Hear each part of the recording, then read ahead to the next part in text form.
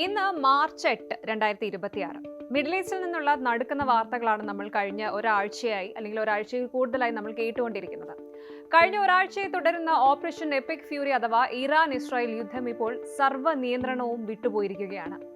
Middle ഈസ്റ്റിലെ ചിരവൈരികളായ ഇറാനും ഇസ്രായേലും തമ്മിലുള്ള നേരിട്ടുള്ള ഏറ്റുമുട്ടൽ ഇപ്പോൾ ഒരു പ്രോക്സി വാർ അല്ല, മറിച്ച് രണ്ട് രാജ്യങ്ങളും നേർക്കുനേർ മിസൈലുകൾ അയക്കുന്ന ഒരു ഭീകരമായ അവസ്ഥയിലായി കഴിഞ്ഞു.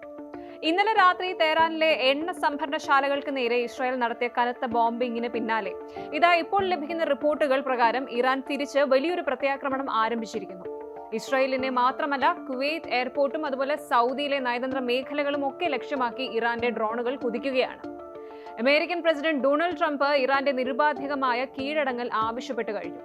ഒരു വശത്ത് ഇറാന്റെ പരമാധികാരി കൊല്ലപ്പെട്ടെന്ന വാർത്തകൾ, മറുവശത്ത് ലോകത്തെ മുൾമുനയിൽ നിർത്തുന്ന എണ്ണ പ്രതിസന്ധി. ഇത് വെറും ഒരു യുദ്ധമാണോ അതോ മൂന്നാം ലോക മഹായുദ്ധത്തിന്റെ തുടക്കമാണോ? എന്താണ് യഥാർത്ഥത്തിൽ അവിടെ സംഭവിക്കുന്നത്? അമേരിക്കയുടെ റോൾ എന്താണ്? ഇന്ത്യയെ ഇത് എങ്ങനെ ബാധിക്കും? ഒരാഴ്ച പിന്നിടുമ്പോൾ ഈ യുദ്ധം എങ്ങോട്ടാണ് പോകുന്നത്? പരിശോധിക്കാം. നമുക്ക് കാര്യങ്ങളൊന്ന് റീവൈൻഡ് ചെയ്ത് നോക്കാം.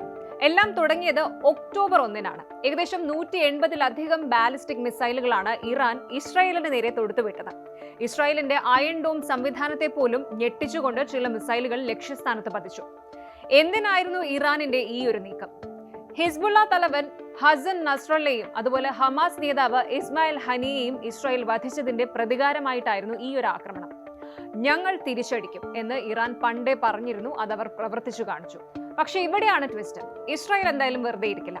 പ്രധാനമന്ത്രി ബെന്യാമിൻ നെതന്യാഹു വളരെ വ്യക്തമായി പറഞ്ഞു കഴിഞ്ഞു, ഇറാൻ കാണിച്ചത് വലിയൊരു തെറ്റായിപ്പോയി, അതിനവർ അനുഭവിക്കാൻ പോകുന്ന ശിക്ഷ ചെറുതാകില്ല, അത്രയും വലിയൊരു തിരിച്ചടി അവർക്ക് കൊടുത്തിരിക്കുമെന്നാണ് നെതന്യാഹു ഈ വരികളിലൂടെ ലോകത്തിന് നൽകിയ വാർണിംഗ്. അത് തന്നെയാണ് ഇപ്പോൾ ലോകം കാണുന്നത്. ഇപ്പോൾ ലഭിക്കുന്ന ലേറ്റസ്റ്റ് അപ്ഡേറ്റുകൾ പ്രകാരം ഇസ്രായേൽ അവരുടെ അടുത്ത തിരിച്ചടിക്കുള്ള പ്ലാൻ തയ്യാറാക്കി കഴിഞ്ഞു. വെറും ഒരു സാധാരണ ആക്രമണം അല്ല ഇസ്രായേൽ ലക്ഷ്യമിടുന്നത്. ഇറാന്റെ സാമ്പത്തിക നട്ടെല്ലായ ഓയിൽ റിഫൈനറീസ്, എണ്ണ ഉൽപാദന കേന്ദ്രങ്ങൾ, അല്ലെങ്കിൽ അവരുടെ ഏറ്റവും വലിയ പേടി സ്വപ്നമായ ന്യൂക്ലിയർ ഫെസിലിറ്റീസ്, ആണവ കേന്ദ്രങ്ങൾ തകർക്കാനാണ് ഇസ്രായേൽ ആലോചിക്കുന്നത്.